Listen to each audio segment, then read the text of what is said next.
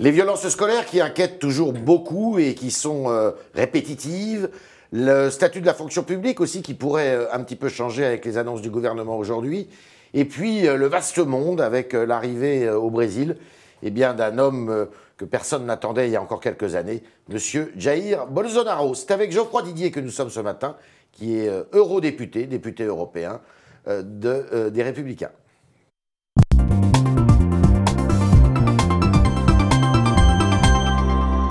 Geoffroy Didier, bonjour. Bonjour. Alors, les violences scolaires, comment on lutte contre les violences scolaires? Parce qu'il y a eu beaucoup d'épisodes meurtriers ces derniers temps, ou très inquiétants en tous les cas, meurtriers dans la rue, mais dans les établissements scolaires très inquiétants, avec des armes factices certes, mais des professeurs qui ont été pris en joue. Comment on fait? Il n'y a évidemment pas de recette miracle et seul un arsenal de mesures concrètes pour un jour régler le problème. D'abord, on n'est pas équipé. D'abord, une réponse judiciaire, c'est-à-dire qu'il faut mettre fin à l'excuse de minorité qui permet aujourd'hui à des mineurs qui pourtant se sentent suffisamment majeurs pour commettre des délits et des violences d'être considérés aussi par l'autorité judiciaire comme des majeurs. Je crois que ça c'est essentiel qu'il y ait une fermeté judiciaire. Les policiers font leur travail, mais il faut aussi aujourd'hui une responsabilité pénale. La majorité pénale, on la descend à 16 ans, c'est ça que vous voulez ? Oui, je suis favorable à ce qu'on supprime l'excuse de minorité à partir de 16 ans. Parce que ces jeunes de 16 ans, manifestement, se considèrent encore une fois suffisamment adultes pour commettre des délits. La police dans les établissements scolaires, c'est une bonne chose ? J'y suis personnellement défavorable. Ah, pourquoi ? Parce que je crois que l'école est un sanctuaire de la République et que le fait de pouvoir y faire venir deux policiers, non seulement ne réglera pas le problème, mais en plus est un véritable aveu de faiblesse. Et en réalité, ce qui doit être fait, c'est ce qui est fait par exemple en Île-de-France, puisque autour de Valérie Pécresse, au sein du Conseil régional, nous avons décidé de financer un véritable bouclier de sécurité où nous finançons des portiques, de la vidéosurveillance, des grillages à l'entrée des lycées, parce que c'est autour des lycées que la violence, évidemment, commence. Suspension des allocations familiales ? Oui, j'y suis favorable. Je suis favorable à ce que propose Éric Ciotti. Il propose ça depuis longtemps. Il l'a mise en œuvre d'ailleurs dans les Alpes-Maritimes à un moment. Oui, j'y suis favorable. Je crois qu'il faut une véritable fermeté. Et je suis aussi favorable, par exemple, dans le logement social, à ce que toutes les personnes qui sont condamnées pour violence, pour trouble à l'ordre public ou pour trafic de drogue voient leur contrat de bail social résilié automatiquement. Y compris quand ce sont leurs enfants ? Exactement. Les fauteurs de troubles doivent sortir du logement social parce que la solidarité doit être réservée aux personnes honnêtes et à ceux qui donc méritent cette solidarité. Un lycéen qui met le bazar dans son établissement scolaire, eh bien ses parents doivent être comptables de ça. Je dis que les personnes qui sont condamnées par la justice pour violence, bien sûr, condamnées parce qu'il faut respecter le droit, condamnés par la violence, pour violence, pour délit à l'ordre public ou pour trafic de drogue, doivent automatiquement, aujourd'hui la loi permet, mais donne une possibilité, ce que je souhaite, c'est que ça devienne automatique et que ces personnes... pour les parents d'enfants violents. Exactement, qui devront à ce moment-là se loger dans le parc privé et non dans le logement social. Pourquoi ? Parce qu'il y a 700 000 ménages qui attendent un logement social. Vous pouvez le faire, ça, par exemple, à l'échelle de l'Île-de-France ? Non, ça doit être fait par la loi. Il faut une loi pour ça. Il faut une peine automatique qui consiste à sortir du logement social la personne qui est condamnée pour les délits que je vous ai énoncés. Christophe Castaner et Nicole Belloubet peuvent vous entendre là-dessus ? Écoutez, Nicole Belloubet a dit qu'elle n'était pas hostile à la révision des ordonnances de 45. Elle l'a dit récemment. Oui, mais le problème avec le gouvernement d'Emmanuel Macron, c'est qu'à chaque fois, il est bon dans l'incantation et très mauvais dans l'action, parce qu'il ne met en place que des réformettes et il n'est jamais dans la véritable mise en œuvre jusqu'au bout et il n'a pas véritablement conscience des réalités, des problèmes du terrain. Non, mais ça ne fait que s'ajouter. D'accord. Alors, je disais aujourd'hui, ce matin, le Premier ministre doit faire des annonces sur la fonction publique. Et notamment, il y a un sujet qui énerve les syndicats au plus haut point, c'est la possibilité d'être contractuel dans la fonction publique. C'est-à-dire que les candidats à l'entrée dans la fonction publique auraient le choix entre le statut ou être contractuel pendant quelques années. Je n'y suis pas opposé. Je n'y suis pas opposé. C'est une bonne mesure, je crois ça. juste que la droite n'a jamais su vraiment parler des fonctionnaires. Ouais. Elle a toujours dit qu'il fallait en supprimer 500 000, sans dire Lesquels, alors qu'il y a besoin de fonctionnaires. On le voit bien, par exemple, avec la police, justement. Et j'ai toujours pensé que nous avions eu tort de baisser le nombre de policiers sous le quinquennat de Nicolas Sarkozy. Dans la police, il faut être au statut, là où... Non, je ne dis pas ça. C'est pour ça que je vous dis que je ne suis pas défavorable à ce que vous me proposez, ou en tout cas à ce que le gouvernement envisage de faire. Je dis juste que la droite n'a jamais su bien parler à la fonction publique et de la fonction publique. Et je suis favorable à une rémunération au mérite, à une revalorisation des missions fondamentales de certains fonctionnaires et en même temps, effectivement, à une réorganisation globale, par exemple celle qu'envisage de faire le gouvernement. Mais arrêtons de nous attaquer, comme la droite l'a trop fait par le passé, à la fonction publique en disant on va en supprimer 500 000, c'est-à-dire 1/10 du nombre de fonctionnaires qui existent aujourd'hui, sans dire lesquels, alors que je crois que nous avons besoin de la fonction publique. En revanche, nous avons aussi besoin de réorganiser la fonction publique. D'accord. Le gouvernement est dans la bonne direction de ce point de vue. Il fait suffisamment, justement, d'économies budgétaires, parce qu'on dit qu'on a une fonction publique qui est pléthorique, justement. Vous plaisantez. La dépense publique va augmenter de 22 milliards d'euros l'année prochaine. Ouais. Donc nous avons un gouvernement qui est catastrophique en matière d'économie budgétaire. Mais pourquoi ? Parce qu'il ne s'attaque pas aux véritables réformes, parce qu'en réalité, moi j'ai une pensée émue pour les électeurs qui ont, notamment de droite, qui ont cru qu'Emmanuel Macron serait le véritable réformateur. Il y a eu tromperie sur la marchandise. Les véritables réformes structurelles que nous devons ou que nous devrons demain mettre en œuvre, elles n'y sont pas. L'alignement du régime du secteur public et du secteur privé pour les retraites. Attendez, ça vient, ça. Non, mais attendez, à chaque fois, ça vient. Le dossier n'est pas encore ouvert complètement. Comme la transformation du CICE en charge pérenne, ça vient, mais ça vient à chaque fois l'année d'après. Et donc, pour qu'on envoie les résultats, eh bien, ce sera après-demain. Les Français ne peuvent plus attendre. Il y a aujourd'hui un amas de normes inutiles, un amas de réformes à mettre en place, ça, c'est un et que le qu'on gouvernement. entend depuis des années. Mais pardon, mais il va peut-être falloir justement, c'est l'intérêt de la nouvelle droite. C'est ce que nous sommes en train de construire Nouvelle autour droite, de Laurent Wauquiez. ça fait référence à une droite très musclée, ça, non? Non, une nouvelle droite, c'est une droite Alain qui a de Benoît, compris. enfin quelques théoriciens de la nouvelle droite. Hein. C'est une droite qui a compris que par le passé, nous n'avons pas été suffisamment courageux, que par le passé, nous avons dit beaucoup de choses. Nous en avons fait certaines, mais que nous ne sommes pas allés suffisamment loin. Et c'est exactement le message de ceux qui entourent Laurent Wauquiez aujourd'hui dans la reconstruction des Républicains. Le chef de cette Républicains. nouvelle droite, c'est Laurent Wauquiez? Ah bah en tout cas, c'est lui qui est allé chercher sa légitimité dans les urnes pour devenir le Et président il a des bien du mal à Républicains. exister quand même dans le paysage. Écoutez, je Vous le avez trouve vu, les particulièrement. sondages sont très Oui, mais mauvais vous pour savez, lui. Hein. enfin, les sondages, pardon. Mais je le trouve courageux et offensif. Il est assez présent dans le débat public. Je le pense. En tout cas, il Bruno est présent Retailleau, qui dans était à ce que c'est votre place la nécessaire. semaine dernière, disait qu'il était peut-être un peu trop absent. Et je ne crois pas. Ouais. Il est sur le terrain, il est président de sa région, il est président des Républicains et il est là lorsqu'on a besoin de lui. Et surtout, il est allé chercher sa légitimité dans les urnes, alors que pas grand monde ne voulait reconstruire la droite qui, effectivement, avait vécu un chaos électoral. Et puis, puisqu'on parle des sondages, bah, allons-y. Ce que vous alliez me dire en réalité, c'est que Marion Maréchal Le Pen est sans doute plus populaire, d'après les sondages. Marion Mais en Maréchal réalité, tout court d'ailleurs maintenant. oui, enfin, c'est la famille Le Pen, qu'elle l'assume.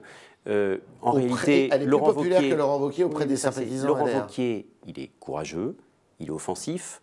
Marion Maréchal Le Pen, elle est fuyante, elle est évanescente. Et en fait, elle est en train de devenir la nouvelle Jack Lang de la politique. Ah bon, c'est quoi ça, la nouvelle C'est-à-dire Jack Lang de la populaire politique parce que retirée du débat politique et surtout du combat pour les idées et pour des valeurs. Donc vous êtes plutôt optimiste pour votre famille politique alors? Ah, mais totalement optimiste, parce que je crois que la seule alternative possible, lorsque les Français devront se poser la question de savoir qui est le successeur d'Emmanuel Macron, ce sera les Républicains. Je ne sais pas encore aujourd'hui qui sera le plus à même d'être notre porte-drapeau. Mais honnêtement, entre Jean-Luc Mélenchon, qui est un amuseur public, et Marine Le Pen, qui a démontré toute son incapacité à diriger l'État lors du débat de l'entre-deux tours, on sait très bien que c'est du côté des Républicains que va se construire l'alternative. Vous êtes député européen, ce que je disais tout à l'heure. Est-ce que vous serez candidat à votre élection? Écoutez, pour l'instant, je me concentre sur ma mission puisque j'ai intégré le Parlement européen il y a moins d'un an. Donc, chaque chose en son temps. C'est lorsque j'aurai l'impression d'avoir déjà commencé à faire mon trou et ma place au Parlement européen que je m'estimerai légitime à me représenter. Vous pourriez être tête de liste, par exemple, puisque c'est quelqu'un qu'on cherche en ce moment, hein, chez vous. La question du chef d'équipe se posera en 2019. En 2018, on se concentre sur le projet et nous aurons beaucoup à dire. Alors, le projet, est-ce que vous êtes unis? On voit bien que votre famille, il y en a beaucoup qui sont un peu plus souverainistes que d'autres quand même. Mais la droite a toujours été riche de sa diversité. Mais attendez, c'est vrai. Mais non, c'est pas la langue de bois, c'est une réalité. Ça ne nous a pas empêché de gagner des élections. Si vous voulez qu'on soit tous des petits pois à dire exactement la même chose, ça n'a aucun intérêt. Et donc nous fonctionnons par débat interne. Nous aurons lundi prochain une réunion à huis clos précisément pour continuer à construire le projet. Et d'ici la fin de l'année, vous aurez un projet des Républicains qui, à mon avis, rassemblera le plus grand nombre. C'est quoi votre Europe à vous, idéal? C'est une Europe stable dans ses frontières, c'est-à-dire non à l'élargissement à la Turquie, non durant la prochaine mandature à l'élargissement aux pays des Balkans et non à l'entrée de la Roumanie et de la Bulgarie dans Schengen. Ouais. Mais c'est aussi une Europe plus sûre, c'est-à-dire qui ose et qui assume de protéger ses frontières. Nous n'avons pas suffisamment protégé nos frontières, mais ce sera aussi une Europe conquérante, moins naïve. Alors après, il y aura des élections municipales et ça sera une heure importante aussi pour vous. Vous êtes en position de force parce que vous détenez beaucoup de communes et de grandes villes notamment. Rachida Dati montre tout son intérêt pour Paris. Vous êtes d'accord avec ça? Vous êtes derrière elle? Je crois qu'on n'y est pas du tout pour l'instant. Ouais. Donc le temps des candidatures aux élections municipales n'est pas posé. Ouais. Honnêtement, parlons déjà des élections européennes, construisons le projet, fonctionnons étape après étape. Ce n'est pas en brûlant les étapes que l'on deviendra crédible aux yeux de l'opinion. Mais vous allez vous engager dans ces élections municipales ou pas, vous? Écoutez, déjà, je me concentre sur la construction d'un projet républicain aux élections européennes. Vous aurez tout le temps de me réinviter si vous en êtes d'accord avant la préparation des municipales. On va faire les deux de toute manière, si vous êtes aux européennes. Justement, c'est en faisant les deux que l'on donne aussi l'impression de courir plusieurs lièvres à la fois. Et si vous aviez un choix à faire entre l'Europe et Paris, ou pas Paris, mais une commune française, ça serait quoi votre choix? Encore une fois, je me concentre sur les missions qui sont les miennes. Je suis vice-président du conseil régional en charge du logement et de la rénovation urbaine. Croyez-moi, il y a beaucoup à faire et j'ai intégré le Parlement européen. Cette mission me passionne, donc nous verrons dans les prochains mois si je souhaite la prolonger. Alors c'est intéressant parce que vous êtes au conseil régional sous la tutelle d'une certaine façon de Valérie Pécresse. On sait que Valérie Pécresse et Laurent Wauquiez, c'est pas le grand amour quand même. On peut concilier les deux? Bien sûr, et j'en suis la preuve vivante. Ouais. Je ne me permets pas de penser que je suis un trait d'union, en tout cas. Par l'action que je mène, que ce soit l'action militante auprès de Laurent Wauquiez ou l'action institutionnelle auprès de Valérie Pécresse, c'est bien la preuve que la droite, dans l'action comme dans la défense de ses convictions et de ses valeurs, peut aussi se réunir. Un mot sur l'élection brésilienne. Donc Jair Bolsonaro, qui est présenté comme un homme plutôt d'extrême droite, qui vient d'être élu cette nuit. Je ne juge pas moralement les décisions d'un peuple, surtout celui qui n'est pas le mien. Ouais. Et donc je ne peux que prendre acte de ce qui s'est passé. En revanche, je ne peux aussi que m'en désoler, puisque je ne pense pas que le Brésil aille vers une bonne solution en se mettant dans les mains de l'extrême droite. Ah oui, vous pensez que c'est quand même pas extraordinaire ce qui se passe? Mais malheureusement, nous récoltons aussi, en tout cas le peuple brésilien ne fait que récolter ce qui a été semé par les anciens dirigeants, c'est-à-dire beaucoup de corruption et une insécurité incroyable. On parle beaucoup de démocrature, c'est un phénomène qui traverse la planète d'ailleurs. Ça ne vous fait pas peur, ça? Si, bien sûr, mais on n'avance pas avec des peurs, on avance avec des solutions et avec une volonté déterminée à régler les problèmes et surtout à mettre en œuvre les promesses. Et le problème du passé, pour la droite comme pour la gauche, comme du présent avec Emmanuel Macron, c'est qu'il y a eu beaucoup de discours, beaucoup d'incantations, beaucoup de beaux mots, mais qu'en réalité, lorsqu'il s'agit de voir les actes qui sont mis en œuvre et surtout l'absence de résultats dont les Français souffrent aujourd'hui, on se rend compte qu'il y a un décalage qui ne fait qu'alimenter effectivement les extrêmes. Alors, nous sommes avec Geoffroy Didier, qui est député européen et vice-président du conseil régional d'Île-de-France, et on continue avec vos questions, chers internautes, et Valentin Pilate qui nous rejoint.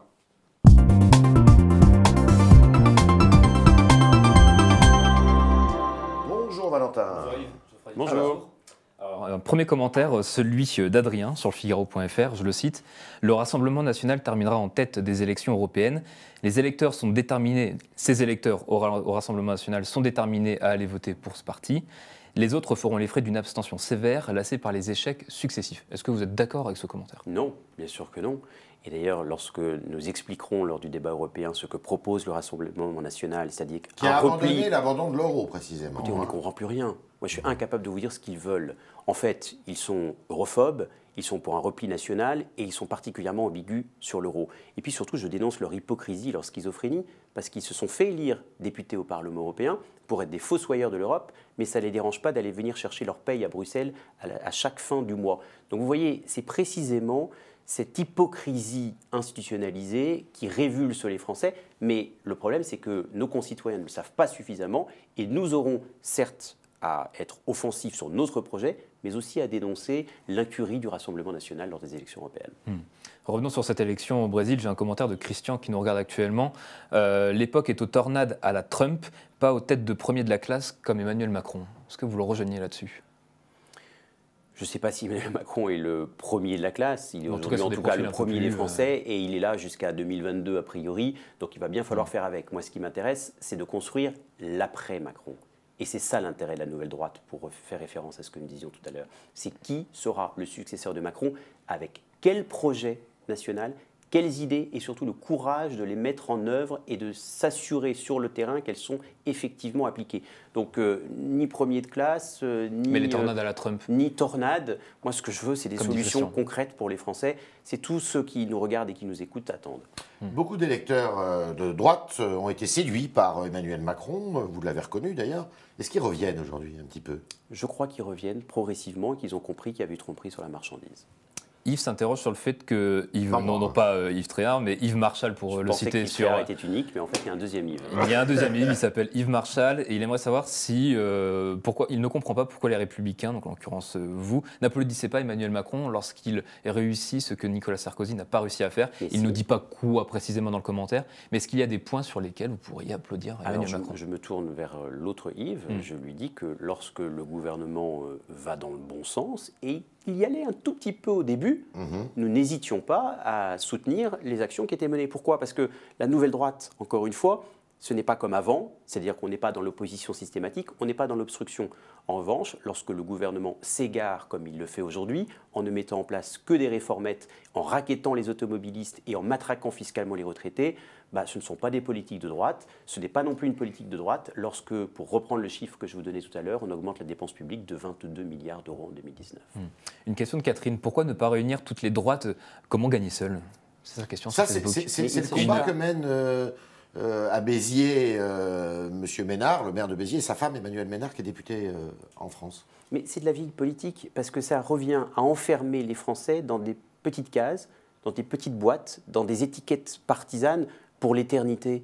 Mais les Français, ils votent pour un leader, ils votent pour des convictions, ils ne votent pas en disant il va falloir fusionner telle ou telle droite. Ce n'est pas le sujet. Cette question revient pourtant en 2007, lorsqu'ils ont élu Nicolas Sarkozy, la victoire de Nicolas Sarkozy a été une alchimie, c'est-à-dire une conciliation de contraires autour d'un véritable projet porteur qui suscitait une adhésion populaire. Donc ce n'est pas en additionnant des choux et des carottes que l'on fait une bonne soupe. Ce n'est pas le sujet. Le sujet, c'est quelles idées, quel courage pour les mettre en œuvre, quel leader pour les porter. Bon, en tout cas, cette question de Catherine vraiment revient très régulièrement. J'en suis conscient, mais c'est bien pour ça que je crois qu'il y a un vrai effort de pédagogie sur le fait que ce n'est pas par une fusion des étiquettes partisanes que nous résoudrons le problème des Français. C'est pas des coalitions électorales. Non, c'est pire que tout. L'objectif n'est pas de revenir à la 4ème République.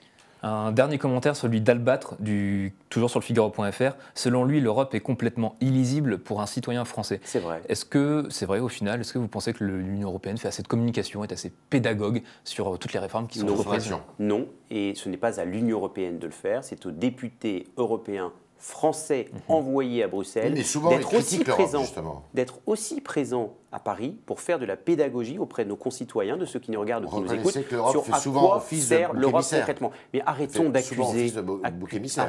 d'accuser l'Europe de tous les maux. Mais je vous donne un exemple. On croit que l'Europe est suradministrée. Vous savez combien l'Union européenne compte-t-elle de fonctionnaires ? 36 000. 50 000. 55 000 exactement. Autant que la ville de Paris. Autant que la ville de Paris et 3 fois moins que Bercy. Donc arrêtons d'accuser l'Union européenne. C'est la France qui est suradministrée avant d'y voir l'Union européenne. C'était le mot de la fin de Geoffroy Didier, député européen Les Républicains, qui est aussi vice-président du Conseil régional d'Île-de-France. Merci Geoffroy Didier d'avoir répondu à toutes nos questions, y compris aux questions des internautes. Donc Valentin Pilate s'est fait l'écho ce matin. Et à demain, si vous le voulez bien.